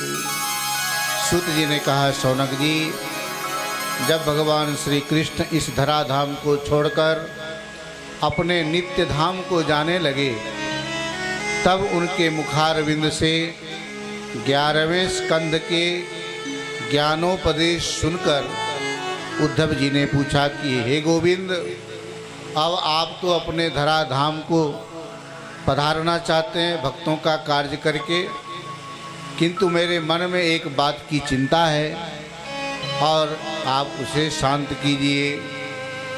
अब ये घोर कलिकाल आया ही समझिए, इसलिए संसार में अनेकों प्रकार के दुष्ट प्रकट हो जाएंगे। उनके संसर्ग से जब अनेकों सत्पुरुष भी उस उग्र प्रकृति के लोगों के संपर्क में आएंगे और ऐसे दुष्टों के द्वारा पृथ्वी के ऊपर जब भार का जोर पड़ेगा, पृथ्वी उससे दबने लगेगी, उस समय वो पृथ्वी किसके शरण में जाएगी? मुझे तो आपके छोड़ करके इस दुख को दूर करने वाला कोई दूसरा दिखाई नहीं देता। इसलिए आप अपने भक्तों के ऊपर कृपा करने के लिए सज्जनों को कष्ट न हो, इस बात को ध्यान में रखकर आप यहीं पर रहिए, विराजमान हो जाइए। तभी भगवान ने सगुण साकार के रूप में अपना स्वरूप भक्तों के दुख दूर करने के लिए जो धारण किया, वो यही श्रीमद् भागवत महापुराण ग्रंथ है। इसलिए भगवान भले ही धराधाम को चले गए, लेकिन ये जो भागवत जो ग्रंथ है, आगे आप प्रथम स्कंद के प्रसंग में कथा सुनेंगे। व्यास जी ने 17 पुराणों की रचना कर डाली। ब्रह्मसूत्र की रचना करने वाले व्यास जी ही हैं। उत्तर मीमांसा की रचना व्यास जी करते हैं। पूर्व मीमांसा की रचना उनके शिष्य जैमिनी जी ने की है। इतने भगवान केशव के अवतार व्यास जी को भी जब अनेक पुराणों की रचना करने के बाद भी मन को शांति नहीं मिली, तब उन्होंने ही नारद जी के कहने पर इस 18वें पुराण श्रीमद् भागवत महापुराण की रचना की, जिसमें भगवान श्री कृष्ण की लीला का विस्तार से सांगोपांग रूप से वर्णन किया। तब जाकर के व्यास जी के मन को शांति मिली। इसका मतलब ये श्रीमद् भागवत महापुराण भगवान श्री कृष्ण की चिन्ह मूर्ति है, वांग्मयी मूर्ति है। इसलिए इसको आप कभी भी सामान्य रूप से नहीं लेना। इसलिए भगवान ने स्वकीयम यद भवेत् तेजस् तच्च भागवते दधात् तिरोधाय प्रविष्टोयम श्रीमद्भागवतार्णवम्। सूत जी बोलते हैं, शौनक जी, उद्धव जी के कहने पर भगवान ने अपनी सारी शक्ति इस भागवत में रख दिया और वे अंतर्धान होकर इस भागवत समुद्र में प्रवेश कर गए। बोलिए भागवत भगवान की जय हो। तेने यं वाङ्मयी मूर्ति प्रत्यक्षा वर्तते हरे, सेवनाद श्रवणाद पाठाद दर्शनाद पापनाशिनी। इसलिए भगवान की जो ये साक्षात शब्दमयी मूर्ति जो भागवत महापुराण है, इसके सेवन श्रवण पाठ अथवा दर्शन से ही मनुष्य के सारे पाप नष्ट हो जाते हैं। जो आज शोभा यात्रा के माध्यम से सभी जनमानस को इस भागवत ग्रंथ के दर्शन करने का सौभाग्य मिला। दुख दारिद्र्य दौर्भाग्य पाप प्रक्षालनाय च काम क्रोध जयार्थम ही कलौ धर्मोऽयमीरिता। आप लोगों को ज़्यादा कुछ भी नहीं करना है, अलग से साधना करना, तपस्या करना, गृहस्थाश्रम में रहते हुए इतना समय निकालना सबके लिए मुश्किल होता है। लेकिन यदि आप इन 7 दिनों में ये 3 से 6 जो कथा का समय रखा गया है, इसमें भी यदि आप आकर के इतना भी समय निकाल लेते हो तो आपका जीवन धन्य हो जाएगा। भक्तेषु गोविंद स्वरूप कर्त्री प्रेमैक धर्त्री भवरोगहंत्री सात्वं च तिष्ठस्व सुधैर्य संश्रया निरंतरम वैष्णव मानसानि। भक्ति को भगवान ने ऐसा आदेश दिया जो ये भगवान का स्वरूप प्रदान करने वाली है, अनन्य प्रेम का संपादन करने वाली, संसार रोग को निर्मूल करने वाली हो। इसलिए तुम धैर्य धारण करके जितने भी वैष्णव भक्त हैं सबके हृदय में तुम निवास करो। इसलिए भक्ति आज भी भगवान का जो भी नामोच्चारण करते हैं, उनकी आराधना करते हैं, भक्ति ऐसे भक्तों के हृदय में आकर के बैठ जाती है। सकल भुवन मध्ये निर्धनास्ते धन्या निवसति हृदयेषां श्रीर्हरे भक्तिरेका। हरिरपि निजलोकं सर्वथा तो विहाय प्रविशति हृदि तेषां भक्तिसूत्रोपनद्धः। जिनके हृदय में एकमात्र श्री हरि की भक्ति निवास करती है, वे त्रिलोकी अत्यंत निर्धन होने पर भी त्रिलोकी में जो लोग हैं वह परम धन्य इसलिए है कि भक्ति के द्वारा भक्ति रूपी डोरी से बांधकर भगवान को अपने हृदय में बसा लेते हैं। बाहर के धन यदि है भी और हृदय में यदि भगवान रूपी धन को हमने धारण नहीं किया तो हमसे बढ़कर दरिद्र आदमी कोई नहीं हो सकता। बाहर के साधन नष्ट हो जाते हैं, लेकिन हृदय में भगवान का जिन्होंने निवास करा लिया वह अविनाशी है, परम पद है, उसका कभी विनाश नहीं होता। इसलिए सूत जी ने एक इतिहास के माध्यम से समझाया कि इस भागवत को सुन करके धुंधकारी को जैसे गोकर्ण जी ने सद्गति प्रदान किया, इसलिए इस इतिहास को प्राय भागवत के महात्म्य में सुनाया करते हैं।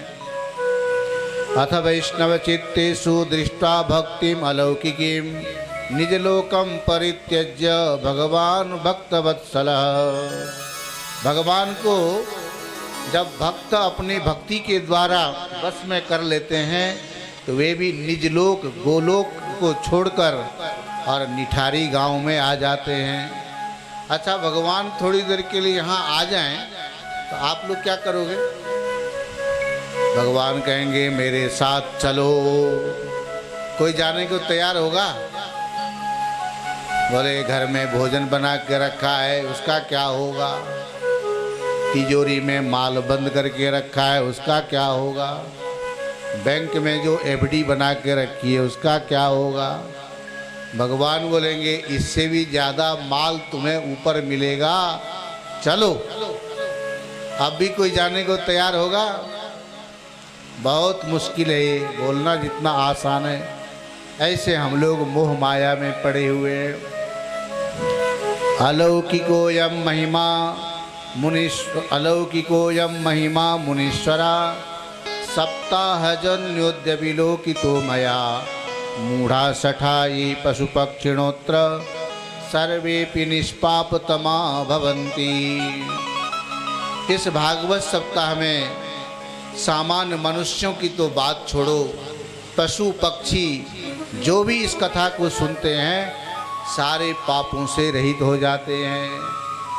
अतो निर्लोके ननु नास्ति किंचित चित्तस्य शोधाय कलौ पवित्रम अघौघ विध्वंसकरम तथैव कथा समानम भुवि नास्ति चान्यत। भगवान की कथा आप कितने बार सुन चुके, बार बार सुनते हो और आनंद आता है। चलो, इसलिए इसको भागवत महापुराण कहा है। पुराना होकर के भी जो नया लगे उसको पुराण बोलते हैं।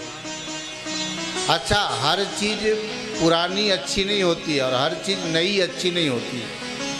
बोलते हैं नौकर नया अच्छा होता है, नौकर पुराना अच्छा नहीं होता। और चावल पुराना अच्छा होता है, चावल नया अच्छा नहीं होता। चावल जितना पुराना होगा उतना अच्छा खिलता है, स्वादिष्ट होता है। और नौकर जितना पुराना होगा आपका भेद जानेगा तो आपको ही तंग करेगा। नया नया नौकर होगा तो आपकी हर बात मानेगा, क्योंकि आपका भेद उसको पता नहीं है। इसलिए नौकर नया और चावल पुराना बहुत अच्छा होता है। ये जो पुराण है, जितनी बार भी आप कथा सुनोगे, अभी आपने भक्ति के दुखों का वर्णन सुना, कभी किसी कथाकार से आप धुंधकारी के बारे में विस्तार से सुनोगे, कभी गोकर्ण जी के जीवनी के बारे में सुनोगे।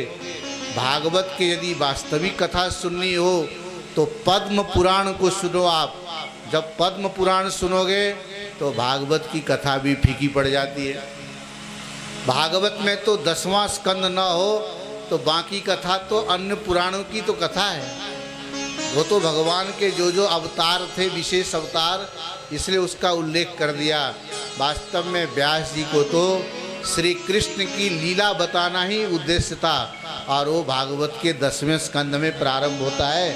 बाकी तो मत्स्य अवतार की कथा, वराह अवतार की कथा, वामन अवतार की कथा आपको अन्य पुराणों में भी मिल जाएगी, लेकिन कृष्ण की कथा सुनने के लिए आपको श्रीमद् भागवत सप्ताह ही श्रवण करना पड़ेगा। ये मानवा पाप कृतस्तु सर्वदा सदा दुराचार रता विमार्गः क्रोधाद विनग्धा कुटिलाश्च कामिन सप्ताह यज्ञेन कुलौ कलौ पुनन्ति ते। इसलिए सनकादिकों ने नारद जी से कहा, इस सप्ताह के माध्यम से जो सुनते हैं वह पवित्र हो जाते, उनका जीवन धन्य हो जाता है। इसमें एक इतिहास सुनाया। तुंगभद्रा नदी के तट पर रहने वाले, अपने वर्ण आश्रम के अनुसार धर्म में तत्पर आत्मदेव नाम के ब्राह्मण थे, बड़े विद्वान थे।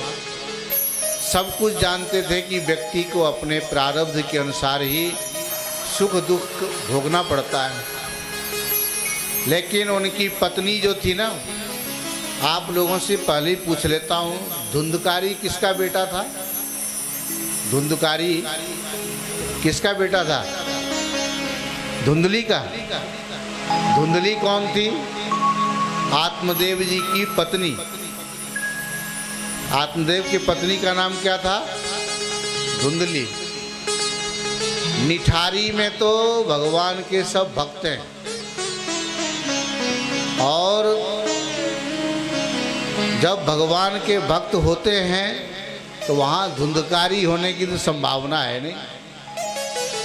लेकिन कई बार लोग गुस्से में, व्यंग में नाम रख देते, ये देखो धुंधकारी आ गया। कोई सुनेगा तो बहुत बुरा मानेगा, मेरा नाम धुंधकारी क्यों रख दिया। देखा जाए तो धुंधली का बेटा भी धुंधकारी नहीं है। धुंधली की बहन ने ये सब काम किया था। धुंधली तो डर गई। आत्मदेव को जब महात्मा जी ने फल दिया, आत्मदेव कहने लगे, मैं कितना अभागा हूँ, जो पेड़ पौधा लगाता हूँ उसमें भी कोई फल नहीं आते, न जाने मेरे भाग्य में क्या लिखा है, मुझे संतान चाहिए। महात्मा जी ने कहा, अरे संतान पा करके भी तुम सुखी नहीं होगे, इसलिए बाबा जी बन जाओ। आत्मदेव कहने लगे, आप बाबा जी बने तो बने, हमें क्यों बाबा जी बना रहे हो? मुझे ऐसा सूखा संन्यास आश्रम नहीं चाहिए। गृहस्थ आश्रम में पत्नी का सुख, संतान का सुख जो मिलता है वो संन्यास आश्रम में नहीं मिलता। इसलिए मुझे बाबा जी मत बनाओ, मुझे तो संतान दो, और नहीं दोगे तो आत्महत्या कर लूँगा। ये आत्महत्या करने की धमकी देने की परंपरा आत्मदेव जी ने शुरू करा दिया तो निठारी तक पहुंच गया।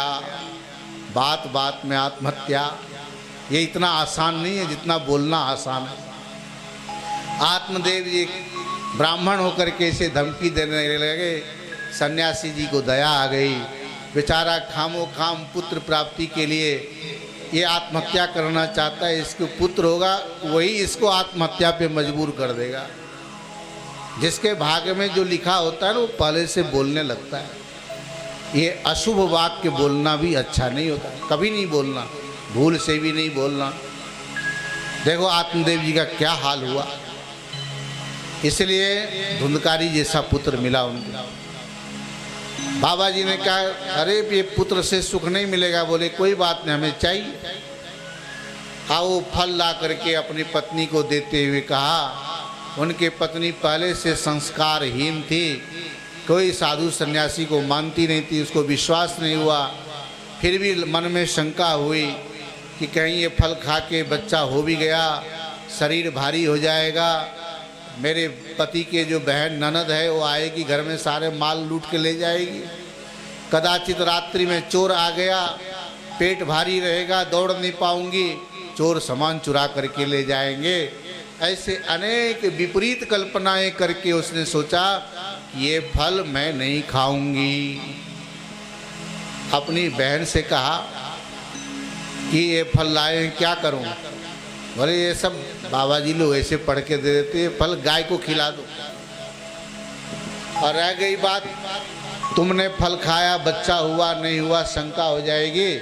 तुम तो अपने पेट में कपड़े बांध के धीरे धीरे पेट को बढ़ाते रहना, और मेरे पेट में जो बच्चा है, मेरे पति को धन की आवश्यकता है, और भगवान की कृपा से तुम्हारे पास धन ज़्यादा है, मेरे पास संतान तो है, धन नहीं है, इसलिए मैं अपनी संतान तुम्हें दे दूंगी, उसके बदले में तुम धन दे देना। ऐसा दोनों बहनों ने मिलके आपस में चाल चली। उसी का ये परिणाम था। जब वो फल खिला दिया गाय को, जैसे 9वें महीने की तैयारी होने लगी, इतने में बहन का जो बच्चा था वो ला करके दे दिया, अपने पति के द्वारा भिजवा दिया। और इधर हल्ला हो गया कि धुंधली को बच्चा हो गया, बच्चा हो गया। बच्चा हुआ तो था नहीं, स्तन में दूध भी नहीं था। कहने लगी बच्चे के पालन पोषण करने के लिए मेरे बहन को अभी अभी बच्चा हुआ है, लेकिन वो बच्चा चला गया, उसके पास दूध है, मैं उसको बुला लेती हूँ। तो धुंधली के बहन ने ही दूध पिलाया, और उसी के संस्कार उसमें थे, जो ऐसा धुंधकारी पाप कर्म में लग गया था। आप लोगों को ये कथा ज़्यादा सुनने की ज़रूरत नहीं है, इससे हमें कुछ सीखना चाहिए। गोकर्ण जी गाय के द्वारा उत्पन्न हुए, लेकिन मनुष्य बनने का योग था, तो पूरा शरीर का आकार तो मनुष्य जैसा था, केवल कान गाय की तरह था, इसलिए उनका नाम पड़ा गोकर्ण।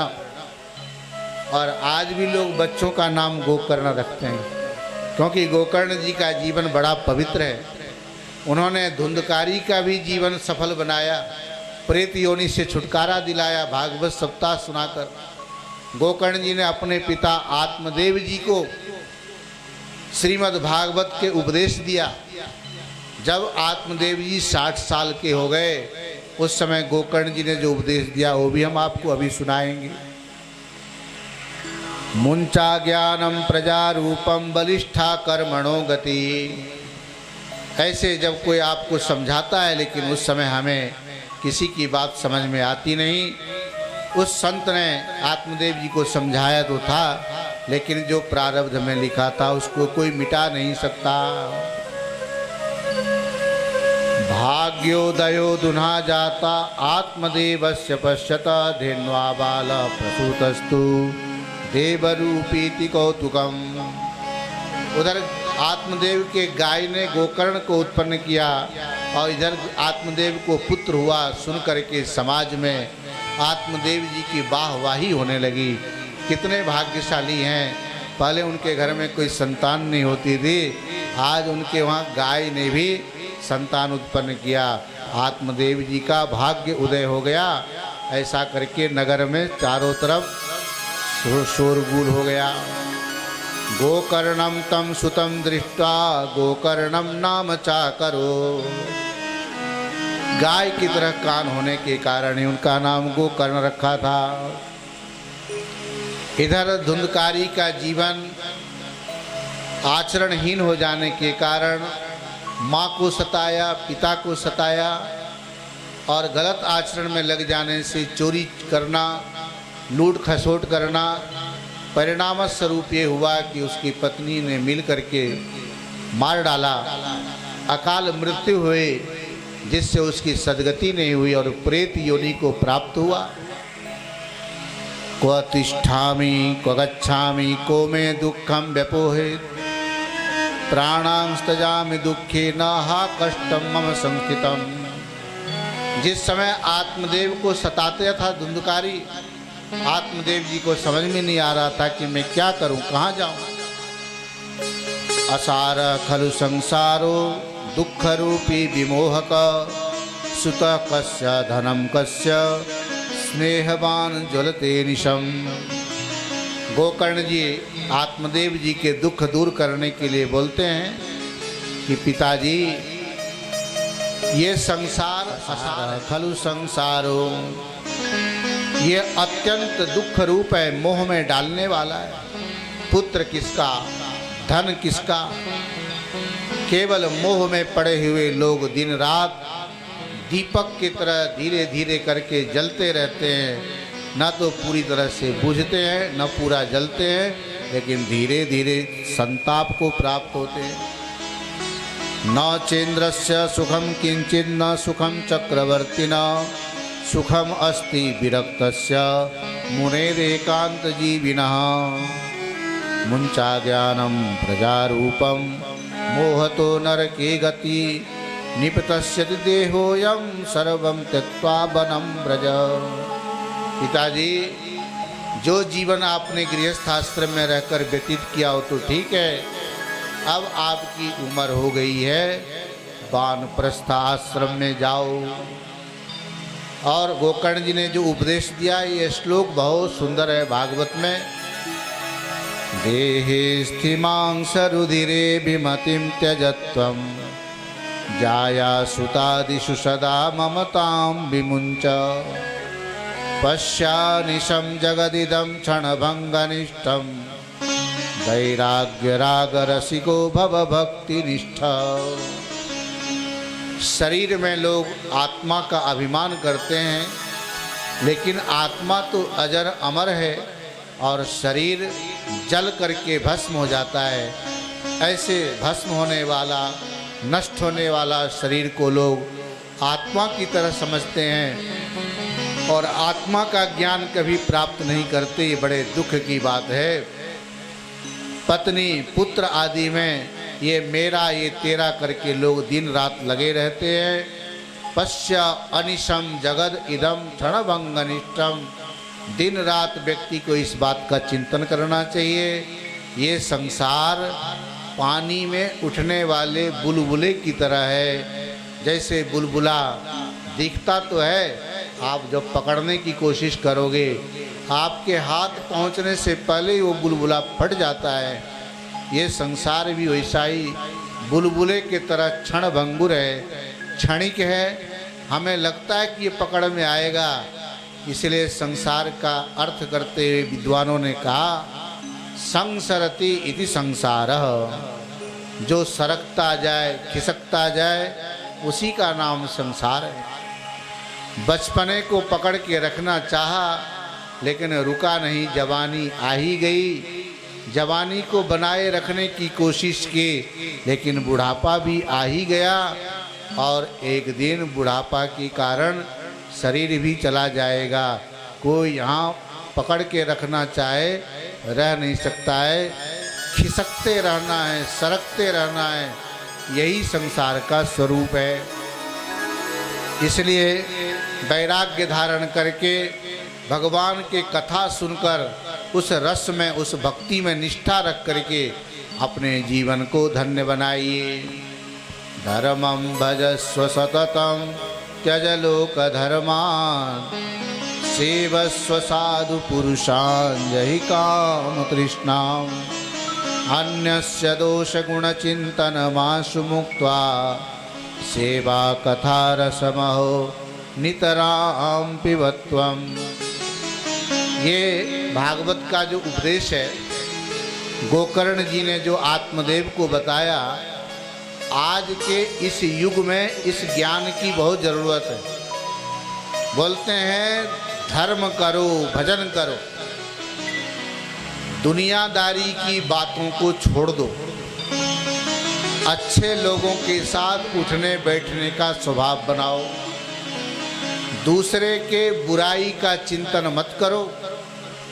यदि आप एक उदाहरण देते हैं, स्वामी विवेकानंद के गुरुजी हुए स्वामी रामकृष्ण परमहंस, उनकी फोटो किसी ने उन्हें जब दिखाया तो बोलते हैं कि ये फोटो मुझे दे दो। तो उस सज्जन ने कहा, ये तो आपकी अपनी फोटो है, उसको लेके क्या करोगे? बोले इस फोटो की कुछ विशेषता है। ये फोटो तुमने उस समय ली जब मैं भगवती का ध्यान कर रहा था, उस समय की ये फोटो है। तो इस अपनी फोटो के मैं जब भी देखूंगा तो मुझे भगवती के ध्यान करने में आसान होगा। आप जब किसी के साथ झगड़ा करते हो और उस समय आपकी फ़ोटो खींच के कोई रखे, आप क्या कहोगे? ये फ़ोटो डिलीट कर दो, ये फ़ोटो देखने लायक नहीं है। अरे झगड़ा करते समय की कोई फ़ोटो खींचता है क्या? ये तो प्रूफ करने के लिए, कोर्ट में ले जाने के लिए भले ही काम में आवे, लेकिन ऐसे फ़ोटो आप अपने घर में फ्रेम में लगा के तो नहीं रखोगे। देखो, मैं पड़ोसी से जिस दिन फाइटिंग कर रहा था उस दिन की फ़ोटो है, इसको मैं बार बार देखना चाहता हूँ। ऐसी कभी किसी की इच्छा होती है क्या? राम ने रावण को मारा, कृष्ण ने कंस को मारा, लेकिन कभी भी रावण को मारते राम की फ़ोटो कोई भी घर में नहीं रखता। कृष्ण कंस को मारते हैं लेकिन ऐसी फ़ोटो को घर में कोई नहीं रखता। क्यों? क्योंकि हमारे अंदर भी वही क्रूर भावना बनेगी, मैं भी किसी को ऐसे मारूं, ऐसी भावना बनेगी। राम जी के प्रति श्रद्धा नहीं होगी। हम तो राम जी के उस मूर्ति का ध्यान करना चाहते हैं जिसमें लोकाभिरामम श्री रामम भूयो भूयो नमाम्यहम्। इसका मतलब है हम भी अपनी फ़ोटो कैसे चाहते हैं? चेहरे में प्रसन्नता हो। कई बार मुंह लटका भी होता है, फ़ोटो खींचते बोलते चीज स्माइल, अरे थोड़ा हंसते हुए चेहरा दिखाओ। क्यों तेरे चेहरे पे 12 बज रहा है? थोड़ा प्रसन्न मुंह तो दिखाओ। इसलिए रामकृष्ण परमहंस ने जो कहा, ये फ़ोटो मुझे दो, इस फ़ोटो को देख करके मुझे भगवती के ध्यान करने में सहायता मिलेगी। इसलिए हमेशा आदमी को प्रसन्न रहना चाहिए। जब आप दूसरे की चर्चा करोगे, दुर्जन की चर्चा करोगे, तो अपने अंदर भी दुर्जनता आती है। गाली की नकल करोगे, गाली सीखोगे। मंत्र बोलने का अभ्यास करोगे, मंत्र की शक्ति आएगी। इसलिए हम आप लोगों से बार बार गुजारिश करते हैं, भाई कहीं की ईंट कहीं का रोड़ा, भानुमती का कुनवा जोड़ा। मेरा जन्म कहीं हुआ, पढ़ाई कहीं किया, कार्य क्षेत्र कहीं है, मरेंगे कहाँ कुछ पता है नहीं। जब तक ये जीवन है तब तक आनंद से तो निकालो। आप लोग तो राग द्वेष में रहते ही हुए दूसरे को भी राग द्वेष में झोंकने की कोशिश करते हो, ये बहुत बड़ी गलती करते हैं आप। अपने राग द्वेष को छोड़ो और दूसरे को कभी डालने की कोशिश मत करना, इसमें भी पाप का भागी बनता आदमी। ये गोकर्ण जी ने धुंधकारी के कारण आत्मदेव को ये उपदेश दिया, समझाया। इसलिए गोकर्ण जी बोलते हैं, पिताजी अब आप वानप्रस्थ का जीवन जीते हुए भागवत के 10वें स्कंद का पाठ करते रहना, बार बार कृष्ण की लीला का चरित्र स्मरण करना, इसी से आपका जीवन सफल हो जाएगा। बोलिए भगवान श्री कृष्ण भगवान महाराज की। एवं सुतोक्ति बसतोपि गृहं विहाय यातो वनम स्थिरमतिर्गत 60 वर्ष। भारत सरकार ने भी 60 साल के बाद रिटायरमेंट का समय रखा है, और जब 60 साल की उम्र हो जाए तो भगवान श्री कृष्ण के भजन करते हुए जीवन निकले, यही कोशिश करना। बाकी के प्रसंग जैसा आप लोगों को पंपलेट मिला है तो कल के प्रसंग में सुनाएंगे। आज कथा को यहीं पर विश्राम देते हैं। हरिओम।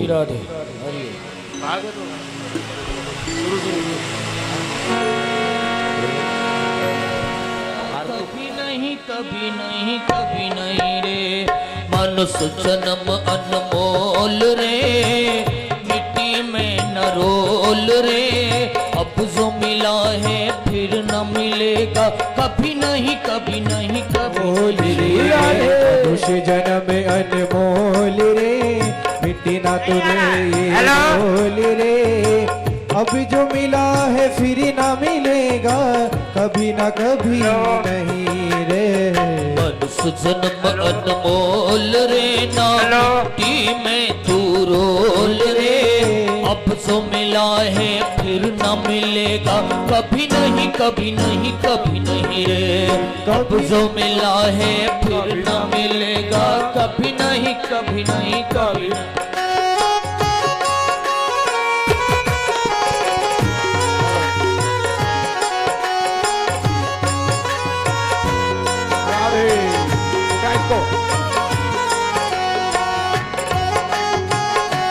जय हो।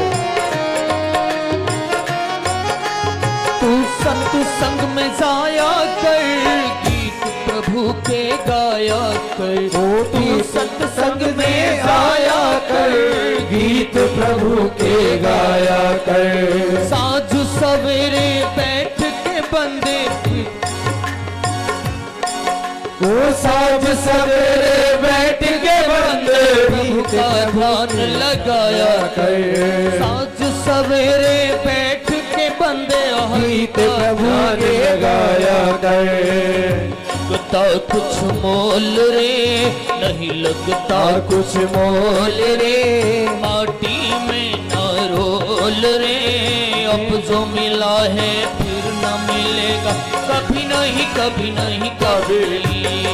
अब जो मिला है फिर न मिलेगा कभी नहीं कभी नहीं कभी नहीं। मनुष्य जन्म अनमोल रे ना मिट्टी में तू रोल रे। अब जो मिला है फिर न मिलेगा कभी नहीं कभी नहीं कभी नहीं रे। ओम इदगुं अभि प्रददनं मे अतुदसवीरगुं सर्वगुणगुं स्वस्तये आत्मजानि प्रजाजनि पशुजनलोकजन्यभयजनि अग्निः प्रजां बहुलां मे करोत्वन्नं पयोरि। धीरे धीरे जरा पीछे ज्यादा आगे मत जाओ, पीछे पीछे रहिए। भागवत भगवान की है आरती पापियों को पाप से है तार। श्री भागवत भगवान की है आरती पापियों को पाप से है तारती। ओ गौ आरती करू आरती करू आरती करू आरती करू आरती करू आरती करू आरती करू आरती। भागवत भगवान की है आरती पापियों को पाप से तारती। श्री भागवत भगवान की है आरती पापियों को पाप से है तारती। ये अमर ग्रंथ ये मुक्ति बनती है पंचम वेद निराला नर ज्योति जगाने वाला। ज्योति जगाने वाला नव ज्योति जगाने वाला। हरि नाम यही हरि धाम यही हरि नाम यही हरि नाम यही यही जग मंगल की आरती पापियों को पाप से है तारती। श्री भागवत भगवान की है आरती पापियों को पाप से है तारती। करू आरती गौ आरती गौ आरती गौ आरती करू आरती गौ आरती गौ आरती करू आरती। शांति गीत पावन पुनीत पापों को मिटाने वाला हरि दर्श कराने वाला। हरि दर्श कराने वाला हरि दर्श कराने वाला। ये सुख करनी ये दुख हरनी ये सुख करनी ये दुख हरनी। मधुसूदन जी आरती पापियों को पाप से है तारती। श्री भागवत भगवान की है आरती पापियों को पाप से है तारती। करू आरती गौ आरती करू आरती गौ आरती करू आरती करू आरती करू आरती गौ आरती।